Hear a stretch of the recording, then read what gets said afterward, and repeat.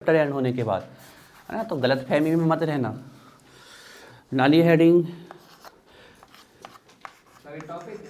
हाँ टॉपिक है, नया टॉपिक है। पहले बेटा पेन तो काटे चैप्टर शुरू करने के लिए पहले वाला चैप्टर तो एंड होना चाहिए ना। स्ट्रक्चर, तुम बेटा अच्छे मास्क अच्छा वाला लो, ये तुम्हारा कपड़ा वाला मास्क नहीं अच्छा। सिद्धार्थ बात सुना करो ना, ढंग का मास्क लो, जरूरी है। हाँ जरूरी है ना, हमारी वजह से हमारे आसपास बोल नहीं पाते लोग, लेकिन हमें समझना है कि हमारी वजह से कभी किसी को प्रॉब्लम नहीं होनी चाहिए। Structure of orbitals, structure of, अब पढ़ाई करते हैं, ठीक है। देखिए स्ट्रक्चर ऑफ ऑर्बिटल, हमने ऑर्बिटल्स क्या है हमारे, जैसे एस के पास एक ही ऑर्बिटल्स होता है, पी के पास 3 ऑर्बिटल्स होते हैं, डी के पास 5 ऑर्बिटल्स होते हैं, एंड एफ के पास 7 ऑर्बिटल्स होते हैं ना।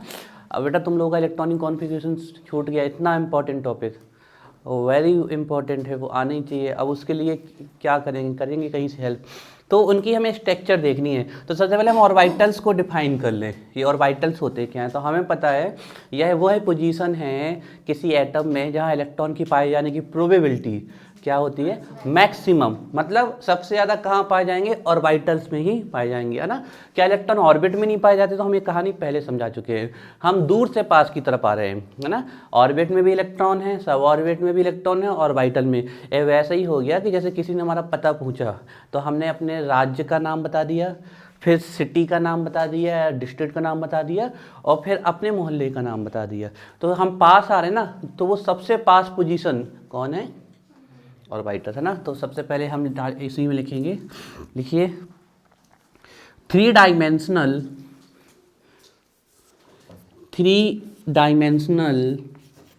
Space, 3 dimensional space around the nucleus, 3-dimensional space around the nucleus where the probability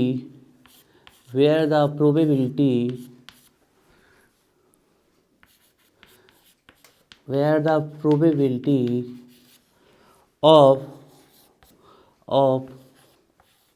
locating electron, locating लिख सकते हो, finding लिख सकते हो, locating electron with definite energy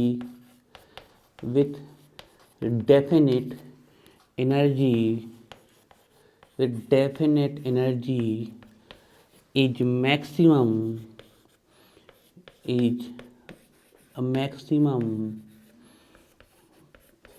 called orbitals,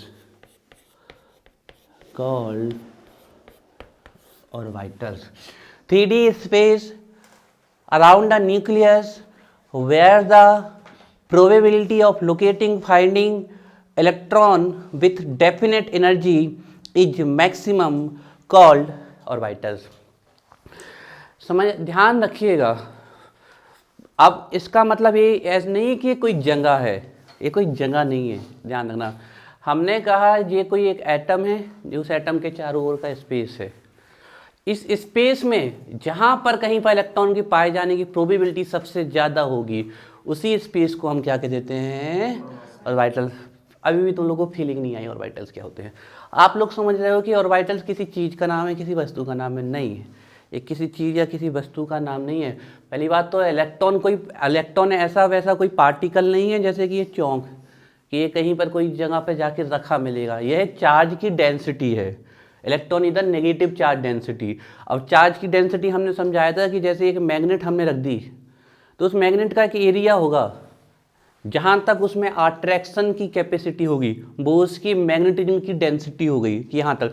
उस एरिया में अगर कोई मेटल ले आए तो वो चुंबक उसको क्या कर लेगी, अट्रैक्ट कर लेगी। इसी प्रकार इलेक्ट्रॉन भी एक नेगेटिव चार्ज डेंसिटी है। मतलब ये स्पेस में, जैसे हमने कहा यहाँ स्पेस में कहीं पर ऐसी नेगेटिव चार्ज डेंसिटी होगी जो सबसे ज़्यादा होगी। उसी जो नेगेटिव चार्ज डेंसिटी सबसे ज़्यादा जिस स्पेस में पाई जा रही है, उसी स्पेस को हमने क्या बोल दिया, ऑर्बिटल। हम इलेक्ट्रॉन को सिंपली ऐसे रिप्रेजेंट करते हैं, वो एक रिप्रेजेंटेशन है, लेकिन आपको समझना पड़ेगा। जैसे कि खाली जगह है, इसमें हमने कहा इस खाली जगह में जहाँ पर नेगेटिव चार्ज डेंसिटी हमें सबसे ज़्यादा मिल रही है, उसी जगह को हमने क्या बोल दिया, ऑर्बिटल। तो स्पेस में वह जगह जहाँ पर इलेक्ट्रॉन के पाए जाने की प्रोबेबिलिटी एटम में होगा, ये ध्यान रखिएगा, मैक्सिमम है। और देखिए वहाँ पर डेफिनेट एनर्जी होगी, हर एक ऑर्बिटल की अपनी डेफिनेट एनर्जी है, तो उसमें जो इलेक्ट्रॉन होंगे उसकी भी एनर्जी कैसे हो जाएगी, डेफिनेट हो जाएगी। तो उसी को हम क्या बोलते हैं, ऑर्बिटल। हम जानते हैं कि एस के पास 1, पी के पास 3, डी के पास 5 एंड एफ के पास 7 ऑर्बिटल्स होते हैं। तो हम उन्हीं की स्ट्रक्चर पढ़ना चालू करते हैं। तो डालिए हेडिंग, शेप ऑफ, शेप या स्ट्रक्चर डाल सकते हो, shape of S orbitals, shape of S orbitals, shape of S orbitals, S S बेटा S, S S for school, shape of S orbitals, shape of S orbitals, shape of S orbitals, shape of S. पहली बात orbitals नहीं लिखना है, orbital, क्योंकि S के पास एक ही orbital होता है। शेप ऑफ एस ऑर्बिटल लिखिए, स्फेरिकल इन शेप, कैसा है शेप में, गोलाकार, राउंड शेप है, स्फेरिकल इन शेप,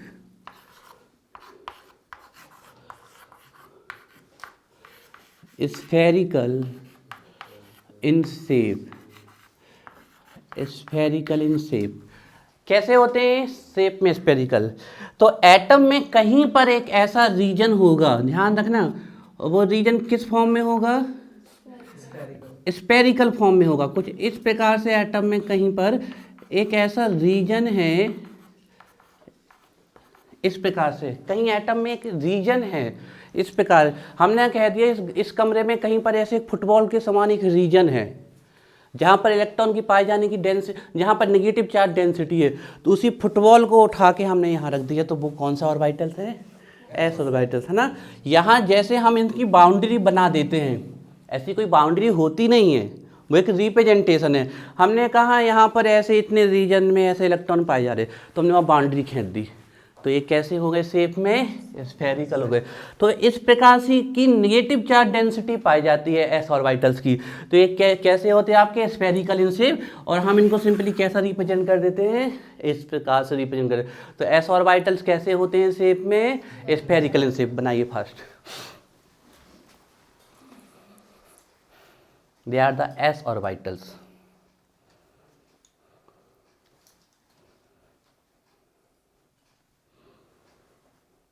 फास्ट बनाना है ना, स्पीड से,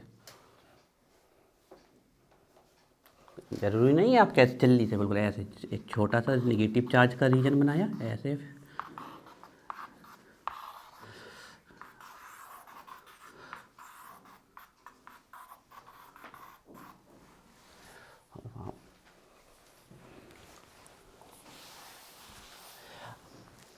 अब हमें ये पता करना है कि ये डायरेक्शनल है नेचर में कि नॉन डायरेक्शनल।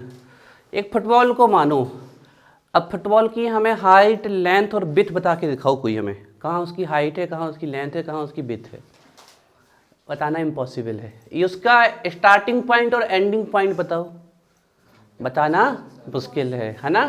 कहाँ, जहाँ से चालू करेंगे वही स्टार्टिंग वही एंडिंग, कहीं भी घुमा के देख ले हमें कोई डायरेक्शन मिल ही नहीं रही, तो वो कहाँ कैसा हो गया, non directional.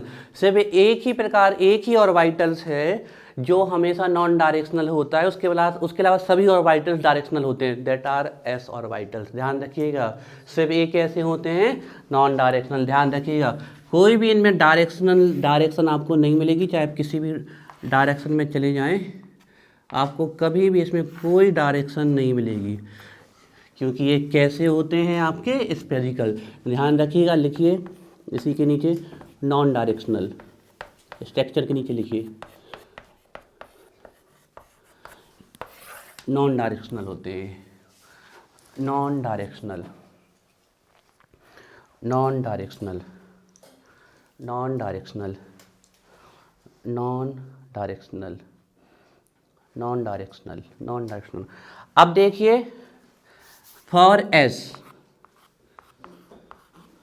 For S orbital, लिखते चलना है आपको साथ में, है ना, फॉर एस ऑर्बिटल। आप जानते हो कि एस के लिए एल की वैल्यू कितनी होती है, 0, लिख के आना है। तो अब एम की वैल्यू कितनी होती है, कितनी होगी एम की वैल्यू, एल की वैल्यू हो गई 0, तो एम की कितनी होती है आपकी, चलती है -L टू +L, तो ना तो कोई -0 होगा ना +0, तो एम भी कितना होगा इसका 0, ये ध्यान रखना है। For S orbitals L0 M0। अब हमने लिखा, अच्छा एस कहाँ से चालू जाते हैं, 1s से, फिर हमने लिखा 1s 2s और यहाँ लिखा 3s एंड सो, है ना। तो हमसे कोई पूछ ले कि इनमें से किसकी एनर्जी ज़्यादा होगी, तो हम जानते हैं कि इस ये फर्स्ट वाली ऑर्बिट में है। कैसे पता चलता है हमें, इस नंबर से, यही बताता ना ऑर्बिट का नंबर, एनर्जी सेल का नंबर। तो ये फर्स्ट ऑर्बिट में, सेकंड ऑर्बिट में और थर्ड ऑर्बिट में। और हम जानते हैं हम न्यूक्लियस से जैसे जैसे दूर जाते हैं, जैसे जैसे वैसे एनर्जी बढ़ती है। तो एनर्जी का ऑर्डर क्या होगा इसमें, 1s से ज़्यादा 2s की, 2s से 3s की और उसके आगे की वैसे। तो ये होगा ऑर्डर ऑफ एनर्जी, है ना।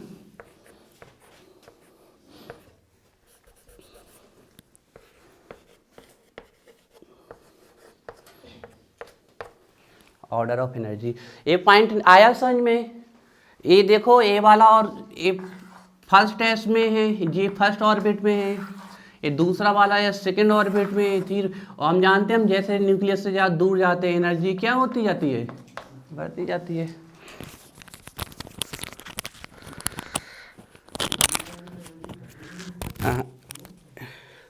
इसको हम एक्सप्लेन कर चुके हैं ना आपके क्वांटम थ्योरी में कि इलेक्ट्रॉन जैसे जैसे न्यूक्लियस से दूर जाता है उसकी एनर्जी क्या होती जाती है, बढ़ती जाती है। डायग्राम में हमने आपको बताया था कि इलेक्ट्रॉन जब लोअर एनर्जी लेवल से हाई एनर्जी लेवल में जाता है तो एनर्जी को क्या करता है, गेन करता है।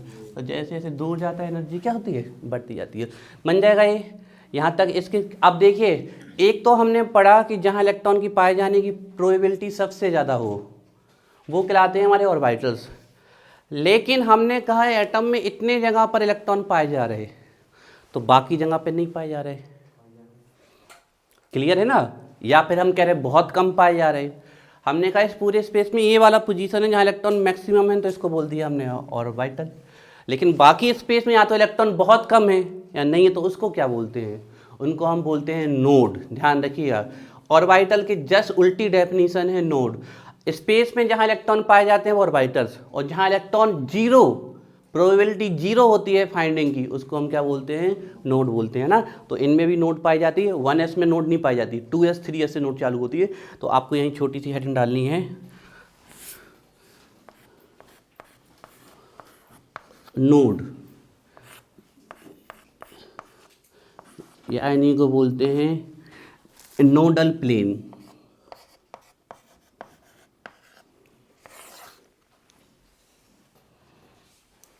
नोड यानी को बोलते हैं nodal plane.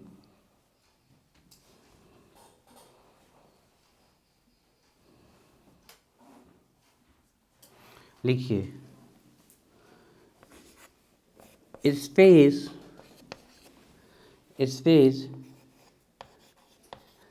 Where probability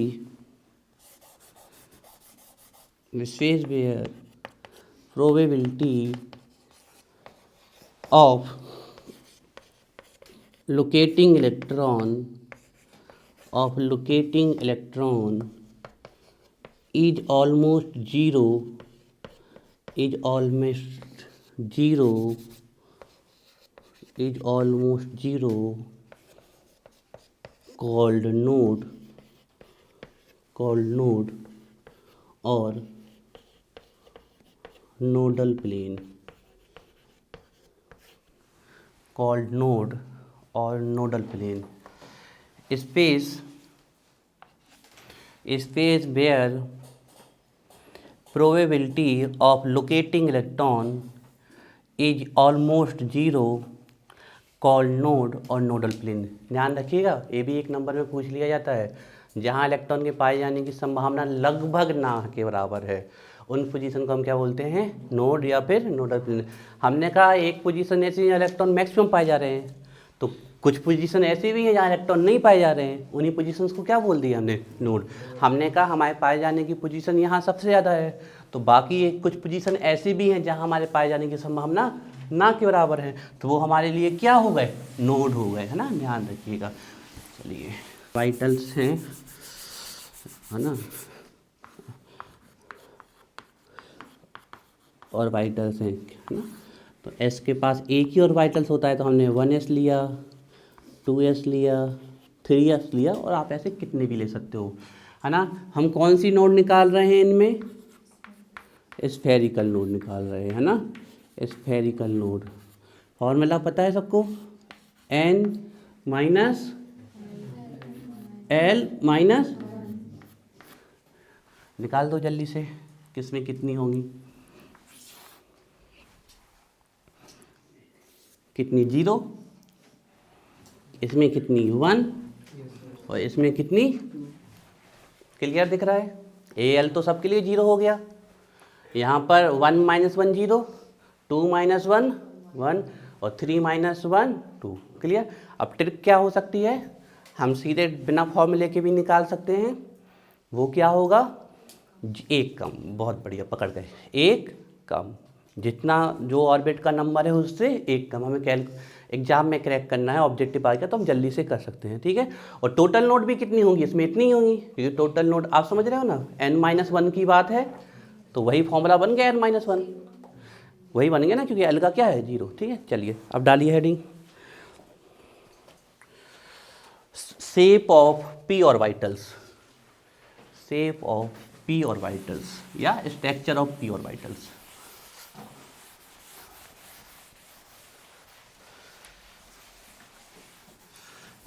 p orbitals, shape of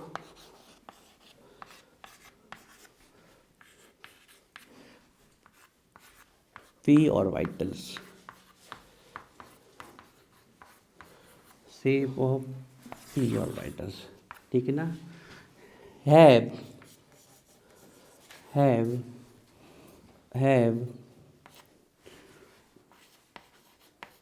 dumb bell shape. Dumbbell जानते हो आप लोग, ऐसा ऐसा और कुछ इस प्रकार का, तो उनकी शेप कैसी होती है, डम्बल के समान होती है, डम्बेल शेप होती है, कुछ इस प्रकार की शेप होती है। ये शेप किसकी होती है, p ऑर्बिटल्स की। क्या सभी p ऑर्बिटल की शेप यही होगी, सभी से हमारा क्या मतलब है, सभी से मतलब है 1 2 3, यही होता है ना। तो देखिए एक x एक्सिस के अलोंग होता है तो उसको हम बोलते हैं px, सेकेंड वन y के, एंड थर्ड वन z के। तो 3 प्रकार के p ऑर्बिटल्स होते हैं, px py pz। अब सर ये वाला px होगा कि ये वाला px होगा, सबकी एनर्जी यहाँ पर इक्वल है, किसी को भी px मान लो, किसी को भी py मान लो, किसी को भी pz मान लो। सिर्फ इसको की कन्वीनियंस के लिए, सुविधा के लिए हम अल्फ़ाबेट के अकॉर्डिंग सीक्वेंस से चले जाते हैं x y z। बाकी आप किसी को भी px मान सकते हो, किसी को भी py मान सकते हो, किसी को भी pz मान सकते हो, है ना। बात समझ में आ रही है। तो ये आपके इनकी डम्बेल की समान स्ट्रक्चर्स होती है। तो अब हम देखते हैं कैसी स्ट्रक्चर्स होती है। अच्छा इसमें एक चीज़ और बतानी थी, px py pz 3 ऑर्बिटल्स हो गए। चलो अभी आगे बताएंगे हम। है डम्बेल स्ट्रक्चर्स, तो अब बनाना चालू करते हैं इनकी स्ट्रक्चर्स। देखिए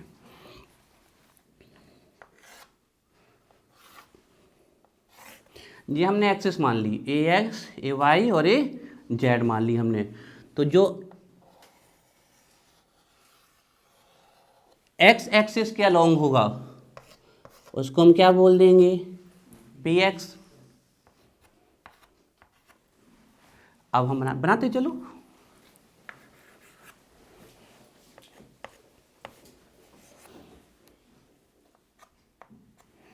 पी एक्स, अच्छा इसको बनाने के पहले एक काम कर लो, ए लिख लो, ठीक है ना। अगर हम P के लिए फॉर P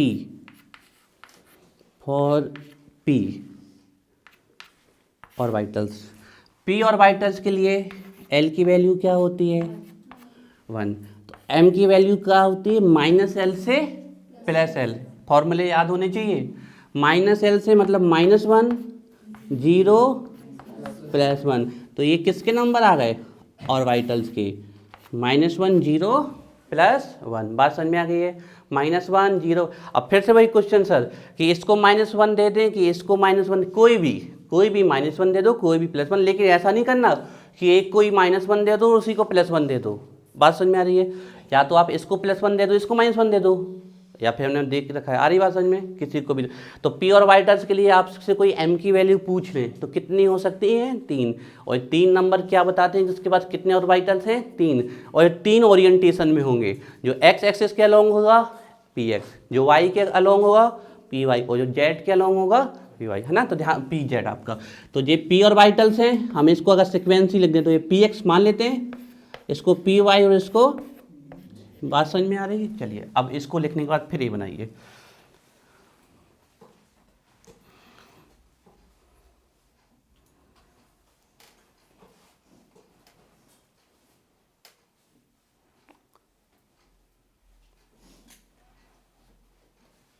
आपको याद क्या था, आपसे पी का शेप पूछेगा, बता दोगे ना कैसा होता है, डम्बेल के जैसा होता है, ध्यान रखिएगा। अच्छा देखो, इसमें आपके इलेक्ट्रॉन पाए जा रहे हैं along the P axis. Node का मतलब समझने लगे आप लोग, space where the probability of finding locating of electron is almost 0 कहलाते हैं। अब आपको पी वाई समझ में आ गया होगा कहाँ होगा, और पी जेड भी समझ में आ रहा होगा, तो बस बनाना चालू करते हैं। चलिए, तो पी एक्स हो गया, अब हम बना देते हैं P Y and P Z.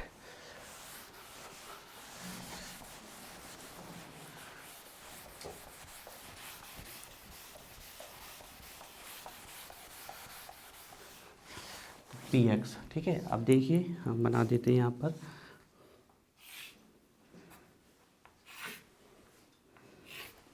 तो ये था हमारी एक्स एक्सिस, ये है हमारी, किसी को भी एक्स, किसी को भी वाई, किसी को भी जेड मान सकते हो आप, ये कोई फिक्स थोड़ी है कि ये एक्स होगी, ये वाई होगी, ये जेड होगी। हमने एक्सेस लिखी आपकी, अब उनको जैसे घुमा के देखोगे वैसे ही घूम जाएंगी वो, ये पी, अब इसको रोटेट कर दोगे तो ये पी एक्स हो जाएगी, कहीं भी पी एक्स पी वाई की, ऐसा नहीं कि इसी को पी एक्स मानना है, वो तो हमने मान लिया एक्स वाई और इसको पी जेड। तो ये पी जेड।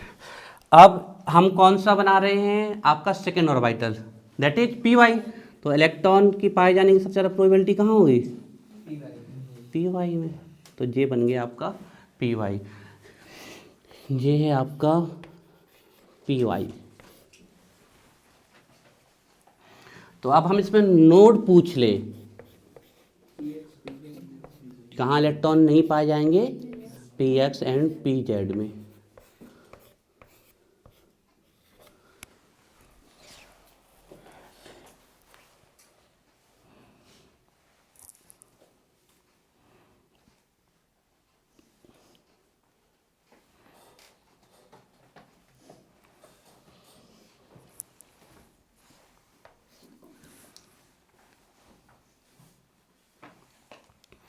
अब हम बनाते हैं थर्ड वन।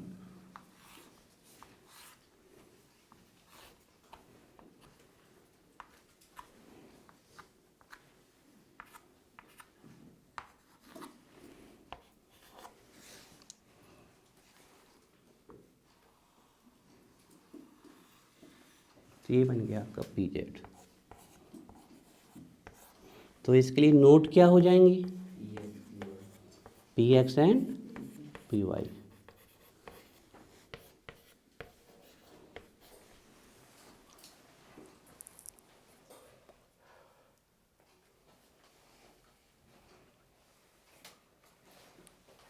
बनाएंगे, चलिए।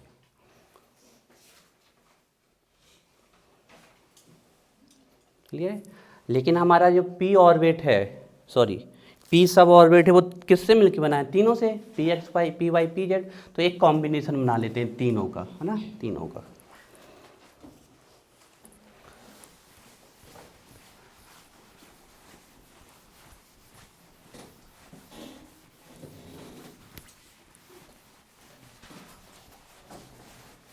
ठीक है। तो अब एक फाइनली हम पी एक्स पी वाई और पी जेड का कॉम्बिनेशन बना लेते हैं। P X P Y and P Z का, एक्स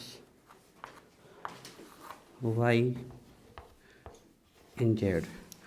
तो ए बनाया हमने पी एक्स,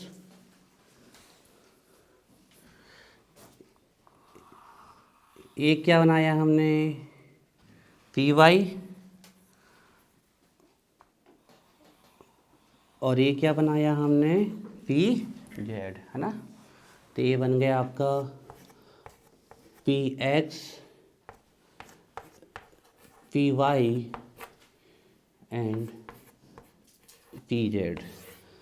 सिंपल बोल दे तो किसकी स्ट्रक्चर बना दी हमने, पी और वाइटल्स की बना दी।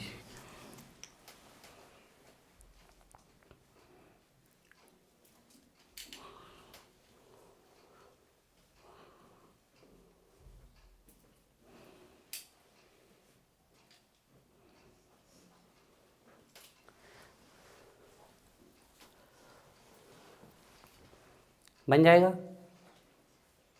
क्लियर है। मिक्स कर दिया बेस, पी एक्स पी वाई और पी जेड को मिक्स कर दिया।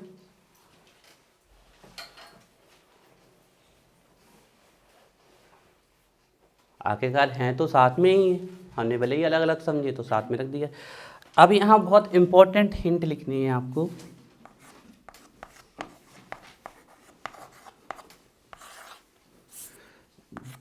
पी सब ऑर्बिट, अब इसमें तो दिक्कत नहीं होती कि हम पी को कभी सब ऑर्बिट लिख देते हैं, कभी पी को ऑर्बिटल्स लिख देते हैं, समझ में आता है ना।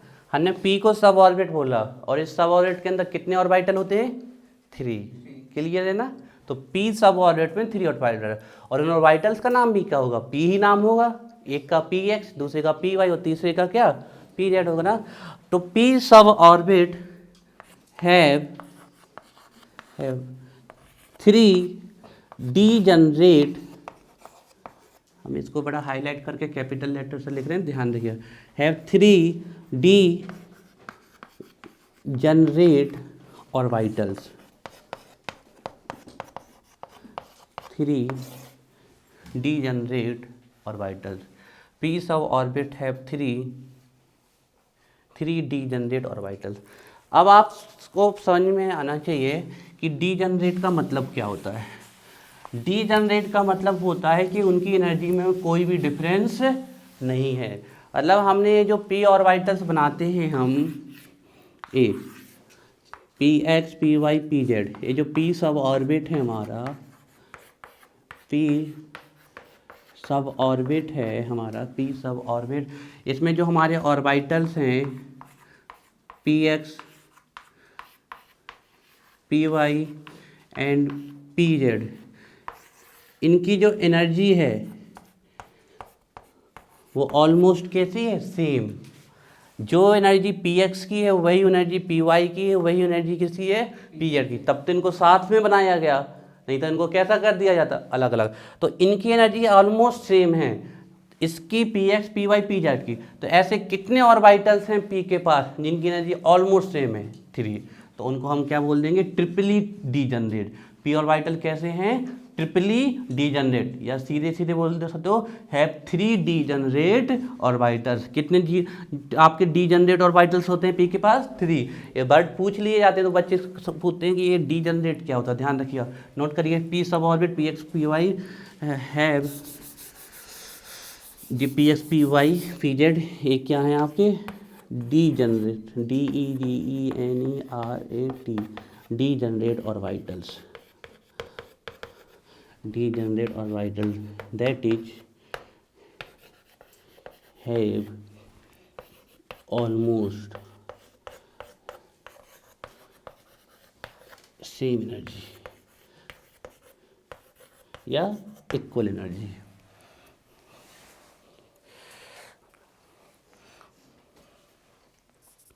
P X P Y P Z, किसी को भी पी एक्स मान सकते हो, किसी को भी पी वाई, किसी को भी पी जेड मान सकते हो, है ना। ऐसा नहीं कि पहले वाला पी एक्स और लास्ट वाला पी जेड, ना, वो एक सुविधा कन्वीनियंस के लिए लिख दिया जाता है। किसको?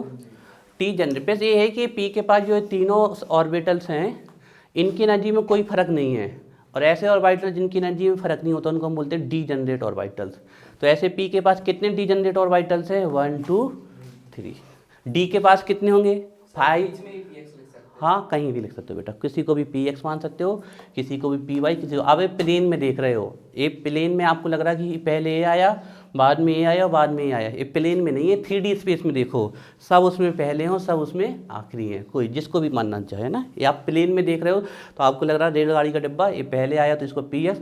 यहाँ कोई पहला दूसरा तीसरा नहीं है, सभी पहले हैं, सभी तीसरे हैं, जिसको भी आप मानना चाहें। ठीक है, कन्वीनियंस के लिए ऐसे लिख दिया जाता है। ठीक है, तो ये हो गए आपके पी ऑर्बिटल्स। डालिए हेडिंग स्ट्रक्चर और शेप ऑफ डी ऑर्बिटल्स, है ना। फैक्ट याद रखिएगा, जितने भी फैक्ट बता रहे हैं आपको।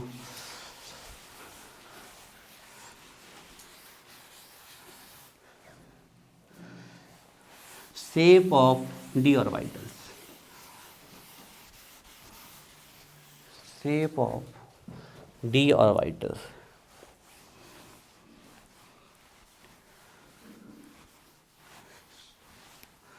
Shape of d orbitals, shape of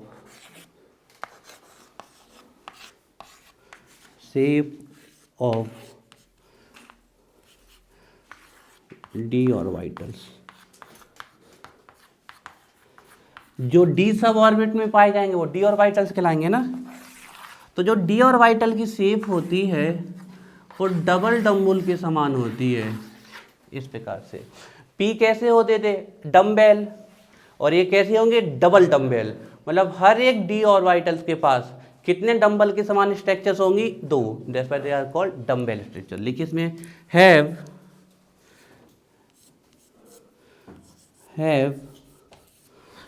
double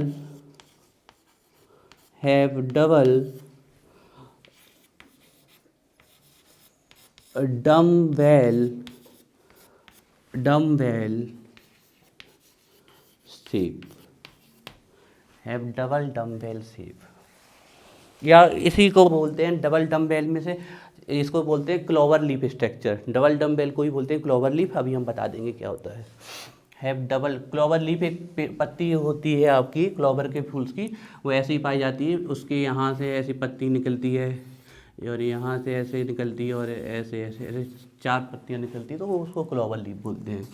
तो shape of D orbitals have double dumbbell shape, है ना। तो अभी हम समझते हैं इसको, और ध्यान से देखिएगा। ठीक है, पहले इनके लिए हम लिख लेते हैं फॉर डी। लिखिए for D orbitals, for D orbitals L की वैल्यू कितनी होती है? होती है ना, एल की वैल्यू कितनी होती है? 2 होती है। तो एम कहाँ जाएगा? माइनस एल से प्लस एल, तो -2 -1 0 +1। ये हमें क्या पता चल गया? ऑर्बिटल्स के नंबर। तो डी ऑर्बिटल कितने ओरिएंटेशन में पाया जाता है? 5 ओरिएंटेशन में पाया जाता है, जो +2 -2 से कहाँ तक जाते हैं? +2 तक जाते हैं। ठीक है, अब आपका वही क्वेश्चन, सर किसको हम -2 माने और किसको हम +2 माने? आप किसी को भी मान सकते हो, एक कन्वीनियंस के लिए लिखा जाता है कि सीधे सीधे ऐसे ऐसे मान लो। ठीक है, तो ये हमारे डी ऑर्बिटल। अब इनके नाम भी है। अब आप कहोगे सर इसी का नाम किसी को भी कुछ भी मान सकते हो, कन्वीनियंस के लिए ऐसा लिखा जाता है। ठीक है ना, तो ये DXY, DYZ,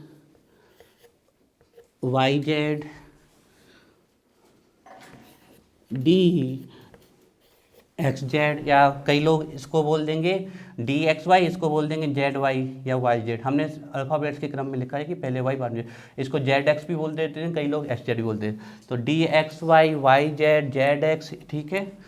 और फिर इसका DX² Y², और फाइनली फिफ्थ वन DZ²।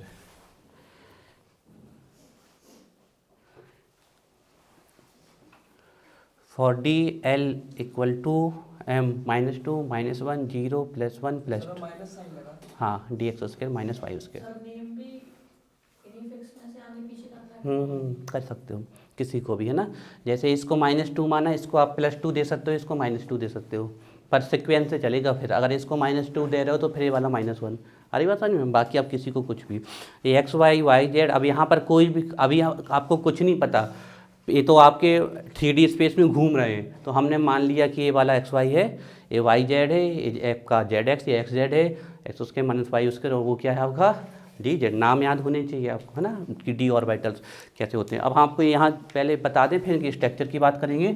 एक बहुत ही इंपॉर्टेंट कॉन्सेप्ट है यहाँ पर, वो क्या, वो ये होता है, आप आगे जाके पढ़ोगे कि डी ऑर्बिटल्स फर्दर स्प्लिट हो जाते हैं, स्प्लिट होके वो 3 और 2 के कॉम्बिनेशन में जाते हैं ना। देखिएगा, हम स्ट्रक्चर बाद में बनाते हैं, पहले एक कॉम्बिनेशन बना दें हम।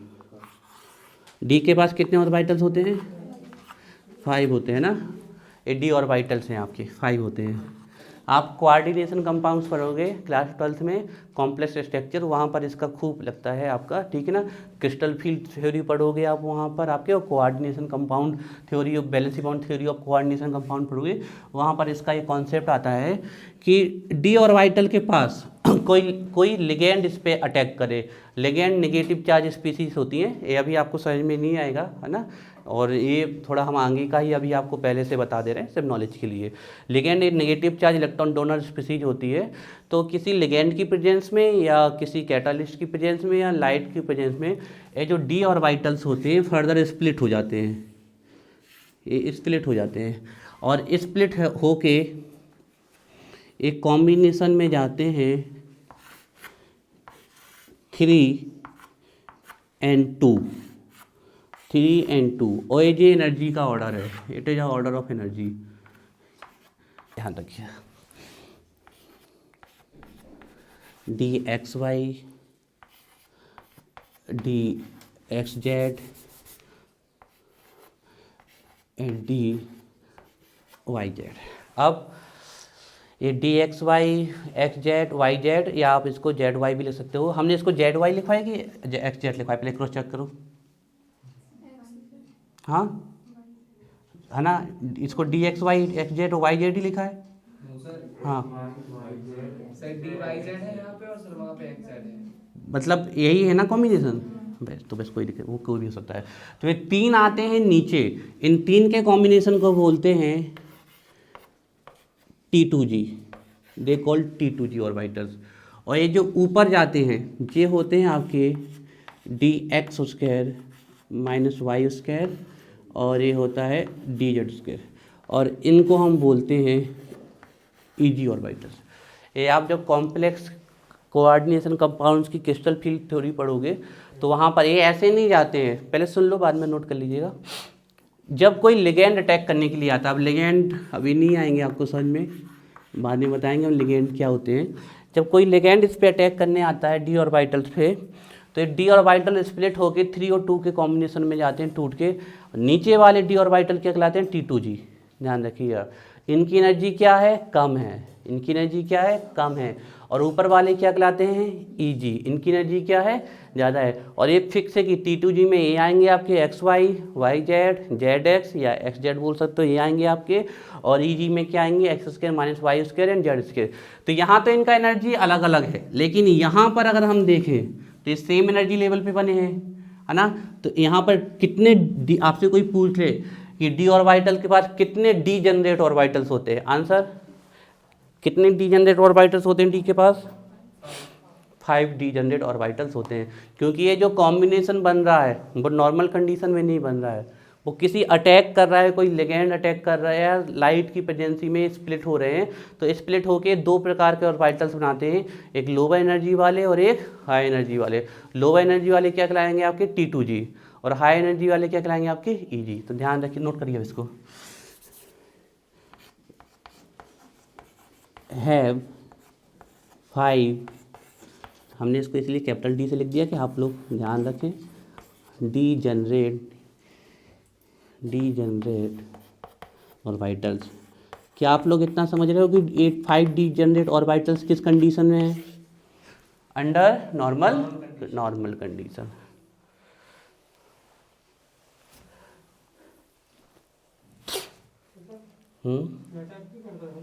हाँ, लेकिन बेटा एक प्रकार के इलेक्ट्रॉन पेयर डोनर होते हैं, वे अटैक करके इनके साथ कॉम्प्लेक्स कंपाउंड बनाते हैं। सर कैटलिस्ट की प्रेजेंस में भी होगा। हाँ, कैटलिस्ट की वजह से भी होता है, लाइट की वजह से ये है। यहाँ पर साइनाइड एक कॉम्प्लेक्स कंपाउंड है आपका K4FeCN का होल 6। तो एक कॉम्प्लेक्स कंपाउंड जब भी कोई, अब ऐसा है कि कॉम्प्लेक्स कंपाउंड बन रहा है तो वो बन कैसे रहा उसका एक्सप्लेनेशन दिया गया है। तो कॉम्प्लेक्स कंपाउंड में मेटल आयन को जो इलेक्ट्रॉन पेयर दे के बॉन्ड बनाते हैं वो कहलाते हैं हमारे लिगेंड, और जब ये लिगेंड बनाते हैं तो ये डी ऑर्बिटल स्प्लिट हो जाते हैं। बहुत आगे की कहानी बेटा, इसके पहले बहुत सारे बेसिक पढ़ने पड़ेंगे आपको, तब समझ में आएंगी, है ना। ये अब वाटर बनता है तो बनता है, क्यों बनता है उसके पीछे रीजन बताया जा सकता है।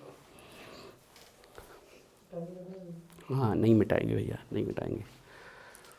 फिर से सुनो, आपसे कोई पूछे डी के पास कितने डीजनरेट ऑर्बिटल्स होते हैं? 5। अब डीजनरेट का मतलब समझते हो, उनकी एनर्जी ऑलमोस्ट कैसी है? इक्वल है। ये जब स्प्लिट होते हैं, कोई पूछ ले जब स्प्लिट होते हैं तब लोअर एनर्जी वाले डी ऑर्बिटल्स बताइए और हाई एनर्जी वाले, तब हम बताएंगे कि लोअर एनर्जी वाले कहलाते हैं T2G, जिसमें कॉम्बिनेशन आता है XY YZ ZX का, और हाई एनर्जी वाले होते हैं आपकी EG, जिनमें कॉम्बिनेशन आता है DX² - Y² एंड DZ² का कॉम्बिनेशन आता है, ध्यान रखिएगा। ये चीज़ बहुत बाद में बताई जाती है आप लोगों को, जब कॉम्प्लेक्स कंपाउंड वगैरह पढ़ लेते हो, ये हमने आपको यहीं पर बता दी। नहीं तो बच्चे कंफ्यूज होते हैं कि हमें सर ने बताया था कि डी के पास तो 5 डीजनरेट ऑर्बिटल्स होते हैं और आप वही सर हैं और हमें बता रहे हैं कि नहीं, डी के 3 ऑर्बिटल्स की एनर्जी कम होती है और 2 ऑर्बिटल्स की एनर्जी ज़्यादा होती है। तो हम फिर बता रहे हैं नॉर्मल कंडीशन में ये है, जब ये बॉन्डिंग के लिए जाएंगे लिगेंड्स की प्रेजेंस में तो ये टूट जाते हैं, स्प्लिट हो जाते हैं, और स्प्लिट होकर लोअर एनर्जी वाले में जाते हैं एंड हायर एनर्जी वाले। लोअर एनर्जी वाले आपके T2G, हाई एनर्जी वाले EG, तो डी ऑर्बिटल फर्दर होते हैं आपके, ना, ये ध्यान रखिएगा। कोई आपसे पूछ ले कि T2G डी ऑर्बिटल्स बताओ, तो फिर वहीं बच्चा फंस जाता है कि सर हमें तो T2G पता ही नहीं है, तो ये हैं आपके T2G। कोई पूछता है EG बताओ, EG डी ऑर्बिटल्स, तो ये हैं EG ऑर्बिटल्स। ये आए कहाँ से हैं? ये यहाँ से आए हैं, DXY XZ YZ DX² - Y² और DZ², यहाँ से स्प्लिट होके आए हैं। अब हम इनकी थोड़ी सी स्ट्रक्चर देख लेते हैं, चलिए स्ट्रक्चर बनाते हैं इसकी।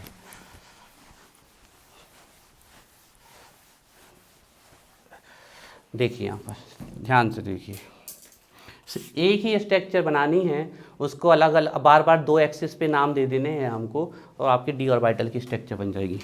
देखिए जैसे हमने ये बनाई आपकी एक्सिस, जी हमने यहाँ पर एक्सिस बनाई, या फिर इस वाले को ना बनानी तो आप लोग कंफ्यूज हो जाएंगे, है ना, बार बार आपको कन्फ्यूजन आएगी। चलिए, तो हमने यहाँ पर 2 एक्सिस बनाई, एक बनाई हमने एक्स एक्सिस तो दूसरी हमने कौन सी एक्सिस बना दी? वाई एक्सिस, ठीक है ना। तो जो डी ऑर्बिटल एक्स एक्सिस और वाई एक्सिस के अलोंग होगा उसको हम कौन सा ऑर्बिटल बोलेंगे? DXY। लेकिन अब यहाँ गलती मत कर देना, जैसे तुमने PX बनाया था तो ऐसे अलोंग द एक्सिस बना दिया था, अलोंग द एक्सिस नहीं बनेगा। 45 डिग्री ऑफ एक्सिस पे बनते हैं। कितने डिग्री एक्सिस पे बनते हैं? 45 डिग्री ऑफ एक्सिस पे। तो देखिए, पहले देख लीजिएगा, बाद में करिएगा। तो हम बना रहे हैं यहाँ पर, सबसे पहले ये देखिए, आप चेक करो क्या ये एक्स एक्सिस के अलोंग 90 डिग्री का एंगल है, तो इसका और इसका कितने का होगा? 45। बात समझ में आ रही है? तो कितनी डिग्री पे बनते हैं? 45 डिग्री पे बनते हैं, ये ध्यान रखिएगा। जबकि जब हमने PX बनाया था तो कैसे बनाया था? आ रही बात समझ में? क्लियर हो रहा है? अलोंग द एक्सिस बनाया था आपका, बिल्कुल लीनियर वे में, ऐसा, ठीक है। ये हो गया DXY। अब हमें सॉरी DX, अभी Y को लेके आने, तो Y के साथ भी कितने डिग्री का एंगल बनाना पड़ेगा? 40 डिग्री का एंगल हमें बनाना पड़ेगा। तो आप चेक कर सकते हो स्ट्रक्चर कैसी आ रही है, डबल डम्बेल की। तो ये है DXY, नोट करिए।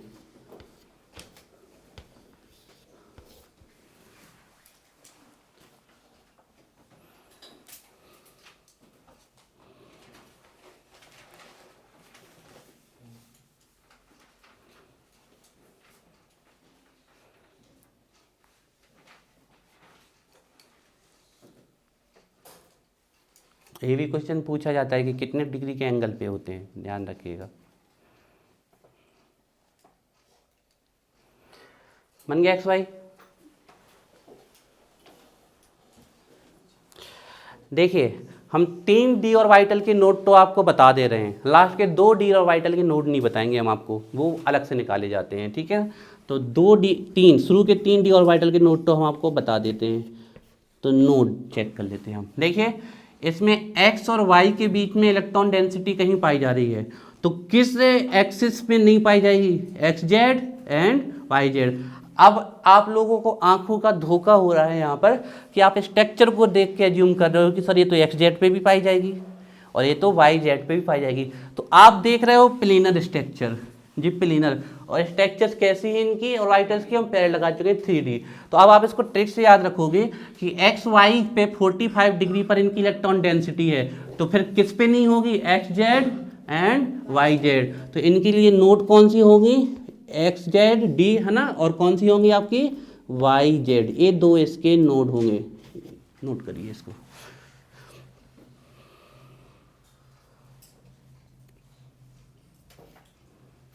समझ में आ गया? किस एक्सेस पे नोड नहीं होंगी, सॉरी किस एक्सेस पे नोड होंगी, X Z and Y Z. अब हमें ये हमने बना लिया डी एक्स वाई, अब हमें डी एक्स जेड बनाना है। तो बेस हम अज्यूम कर ले रहे हैं कि इस बार हमने डी के साथ जेड एक्सिस को बनाया और फिर वही घुमा दिया 90 डिग्री पे। तो इसको अगर हम जेड मान लेंगे तो ये कौन सा स्ट्रक्चर बन जाएगा, डी एक्स जेड। तो बनाएं डी एक्स जेड का स्ट्रक्चर। देखिए तो ये हो गई आपकी एक्स एक्सिस और ये मान ली हमने जेड एक्सिस है, ठीक है। तो देखिए सेम स्ट्रक्चर है, सिर्फ एक्सिस का नाम बदल के हमने जेड कर दिया, ठीक है। आप चाहो तो नीचे की तरफ भी बना सकते थे।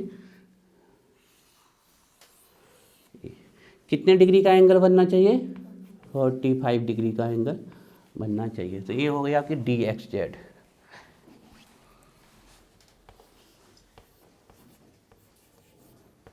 तो आप इसकी नोट बता दोगे हमें,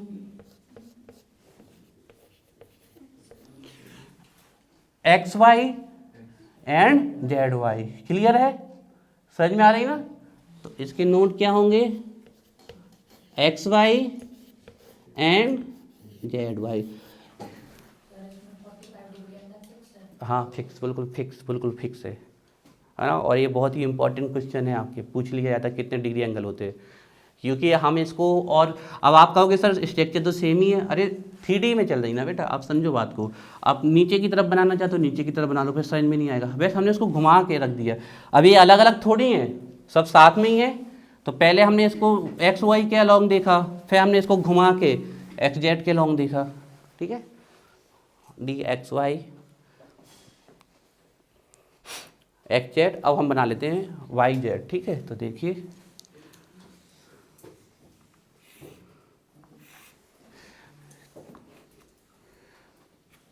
ठीक है। तो अब इसमें से किसी को भी y मान लो, किसी को कोई z मान लो, ठीक है। तो हम इसको मान लेते हैं y और इसको मान लेते हैं आपका z, ठीक है। तो देखिए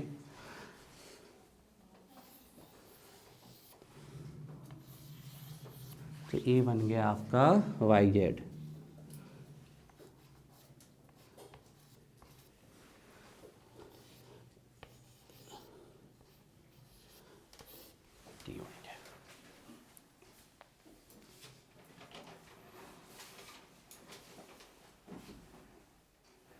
इसमें भी हम नोट बता देते हैं, फिर इसके बाद जो 2 स्ट्रक्चर आएंगी उसमें हम नोट नहीं बताएंगे, इन्हीं 3 की पूछी जाती हैं आपकी। तो नोट बता सकते हो ना आप लोग, X Z and X Y.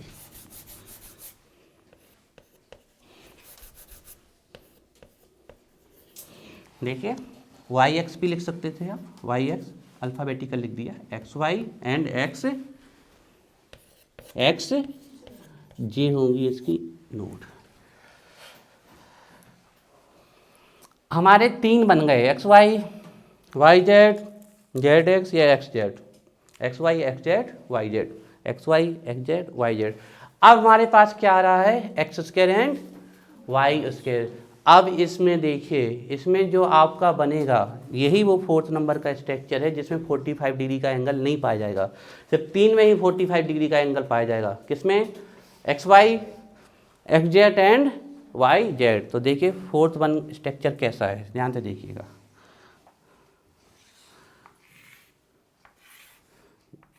तो ये हमने एक्स एक्सिस हो गई और ये हो गई आपकी वाई एक्सिस।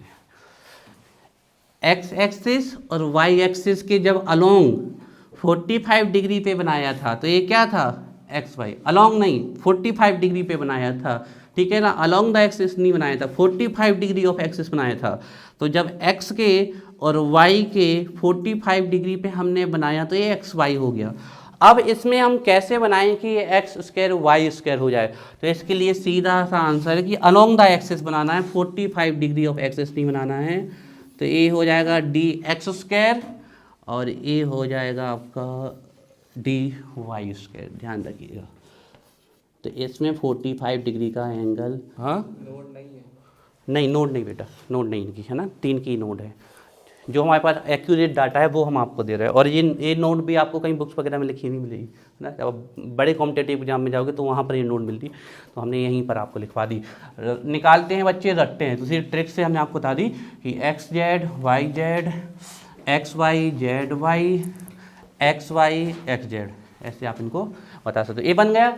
अब ये जो 4 स्ट्रक्चर होती हैं, ये चारों की चारों स्ट्रक्चर कैसी है? डबल डम्बल के समान है, तो इनको बोलते हैं, फिर तो वन नहीं होगी, ध्यान रखिएगा।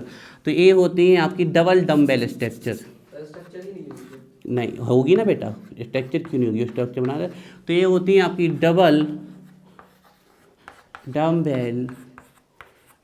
Dumbbell shape. और क्लोवर, सूरजमुखी का फ्लावर समझ लो आप, जो उसका फ्लावर होता है कुछ उसी प्रकार की लीफ होती है, लेकिन 4 के पेयर में होती है आपके। तो ये पॉइंट हो गया आपका, और एक लीफ ऐसी आई, एक लीफ ऐसी आई, ऐसी आई और ऐसी लीफ। तो ये क्लोवर का फ्लावर होता है, उस फ्लावर की लीफ कुछ इस प्रकार की होती है, और इसकी स्ट्रक्चर थोड़ा बहुत तो देखने में हमें वैसी लग रही है।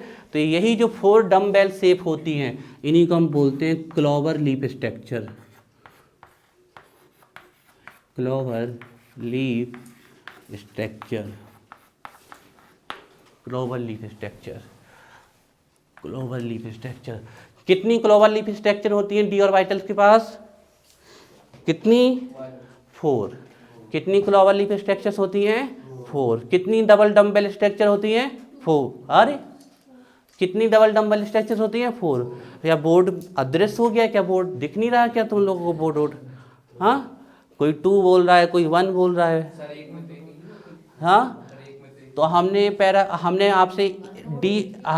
हमने आपसे डी एक्स वाई का पूछा था कि डी ऑर्बिटल्स में पूछा था, है ना। तो हाँ, आपका अर्जुन कोई क्वेश्चन?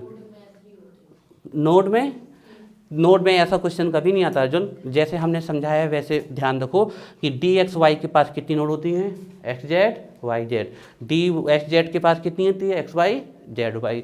तो आप ध्यान रखिएगा, टोटल 4 डी ऑर्बिटल्स ऐसे हैं इनकी डबल डम्बेल शेप होती है या फिर क्लोवर लीफ स्ट्रक्चर होती है आपकी, क्लोवर लीफ स्ट्रक्चर। तो सर 5th वन कहाँ गया?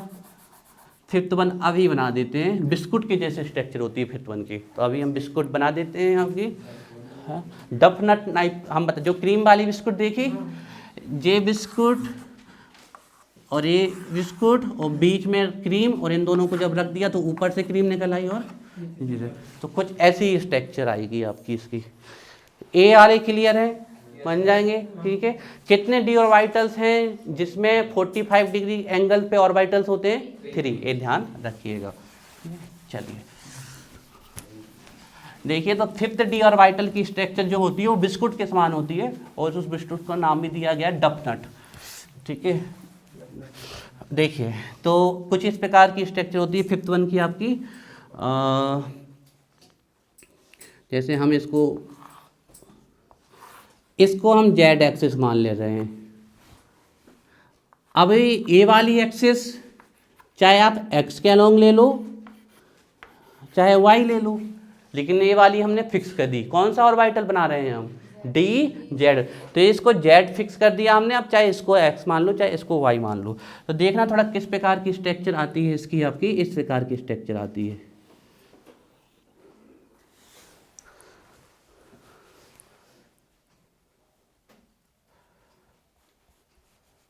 कुछ इस प्रकार की स्ट्रक्चर आती है इसकी, बिस्कुट के समान। यहाँ से ऐसा, यहाँ से ऐसा, और यहाँ से इस प्रकार से ऐसा। बना लो बेटा ऐसा ऐसा, जैसा मैं बता, ऐसे ही बना लो बेटा जैसा जैसा हमने बनाया है।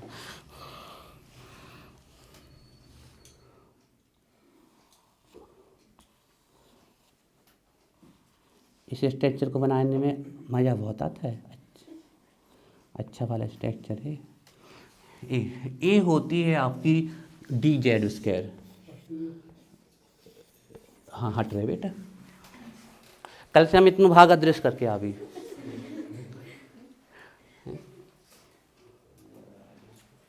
This is a D Z. आप सिंपली इसको ऐसे भी बना सकते हो, जरूरी नहीं कि एक्सिस पे बनाओ। ऐसे पकड़ा, ऐसे रखा, और ऐसे रखा, और ऐसे रखा। This is a D Z square. इसको बोलते हैं डफनट स्ट्रक्चर।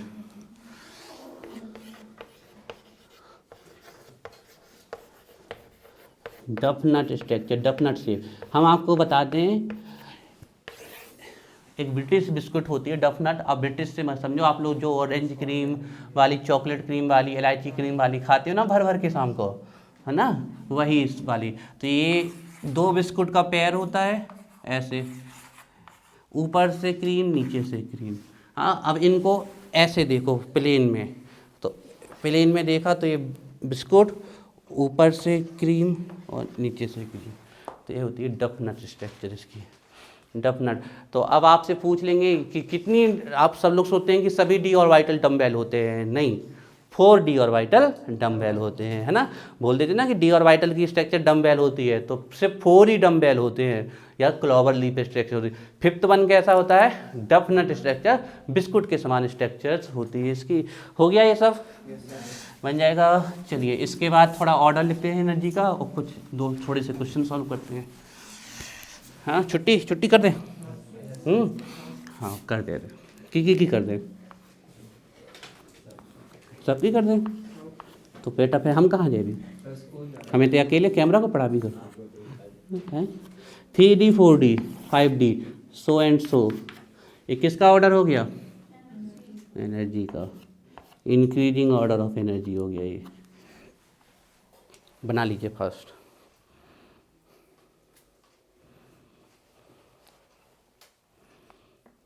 अब आप लोग में से एक बच्चा आया, बोला कि सर सभी डी को मिला के बना दो एक बार। नहीं बना पाएंगे बेटा ना, बहुत टिपिकल हो जाएगी। सभी डी को मिला के बनाना कैसे बनाएंगे हम, इन्हीं के ऊपर लेयर चढ़ाते जाएं। ये लो, ये लो, है ना।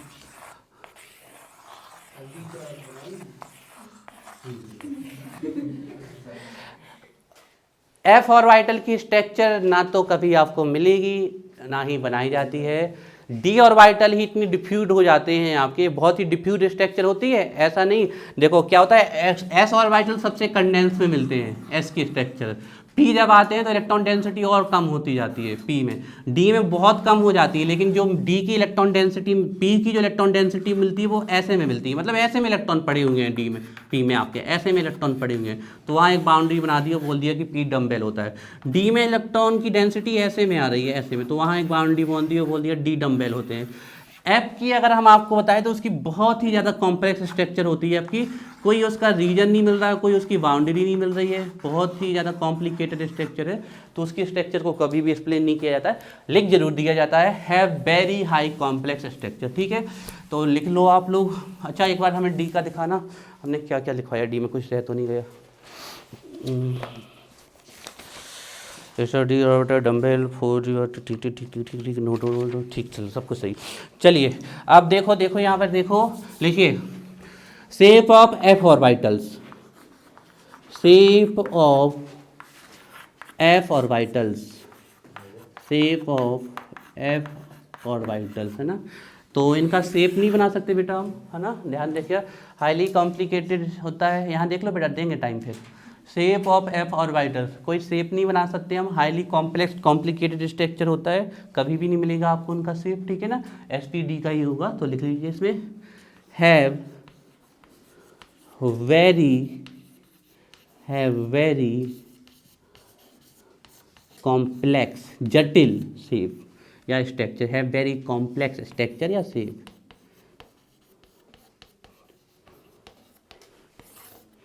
है वेरी कॉम्प्लेक्स स्ट्रक्चर। चलिए तो अब एक क्वेश्चन देते हैं, उसको सॉल्व करना है जल्दी से सबको।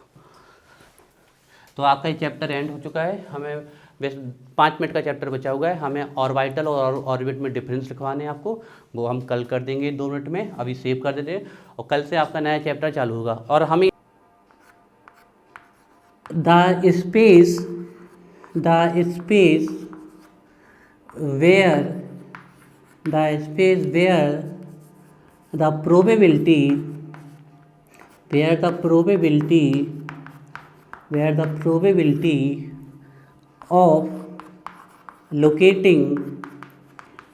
probability of locating electron is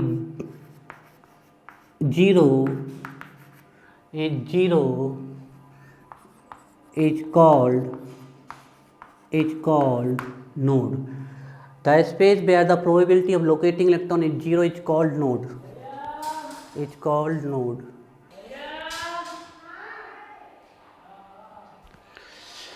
The space where the probability of locating electron is zero is called node. There are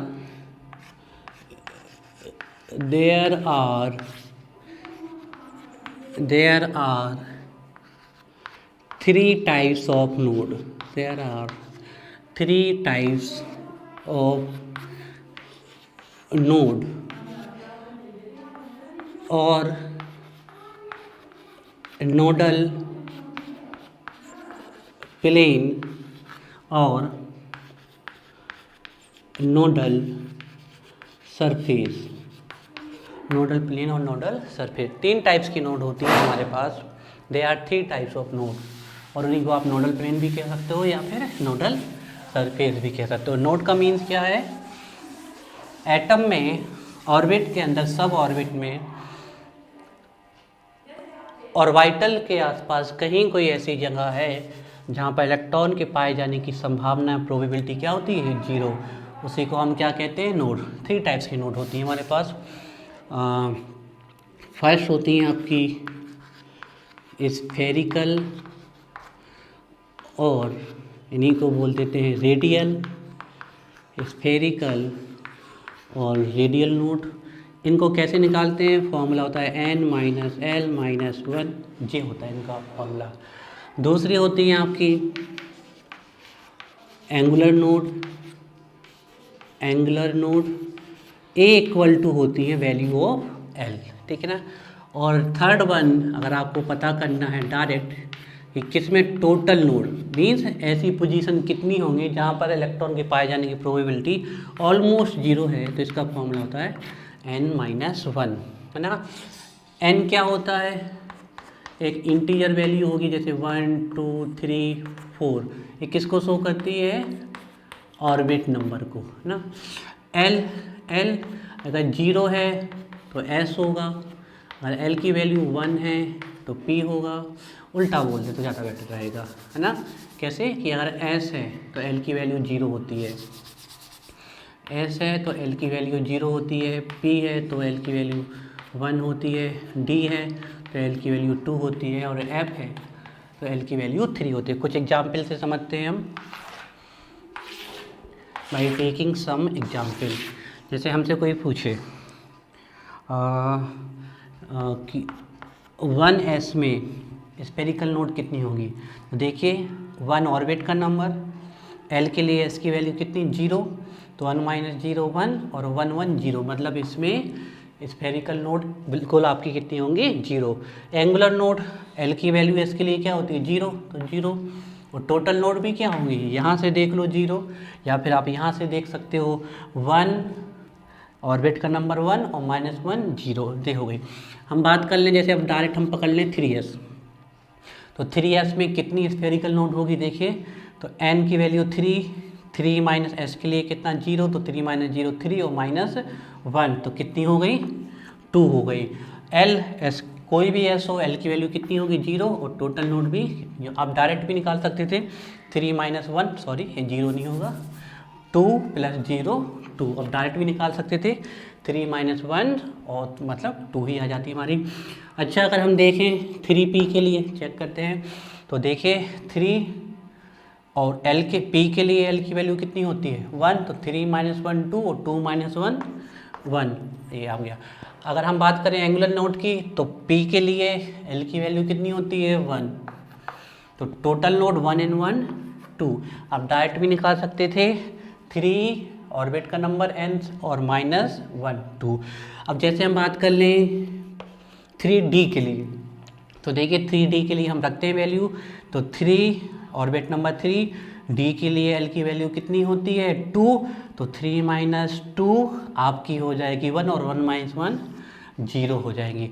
बात करें हम यहाँ पर एंगुलर नोड कितनी होगी l के इक्वल, तो d की वैल्यू कितनी होती है 2, टोटल नोड 2 और 0 2, आप डायरेक्ट भी निकाल सकते थे 3 माइनस 1 2 निकल आती। इसी प्रकार अगर हम 4f के लिए निकाल लें, 4f के लिए चेक करिए, तो 4 इसके लिए 4, f की वैल्यू क्या होती है 3, तो 4 माइनस 3 1 1 माइनस 1 0, और f के लिए l की वैल्यू कितनी होती है 3, तो ये हो जाएंगी 3, टोटल कितनी हो जाएंगी आपकी 3 नोड, आप डायरेक्ट भी निकाल सकते थे 4 माइनस 1 3। इसी प्रकार आप प्रैक्टिस कर लीजिएगा, कुछ और आप लोग निकालिएगा, 2s की निकालिएगा, 2p की निकालिएगा, 4d की निकालिएगा, है ना, और भी आप किसी की भी निकाल सकते हैं।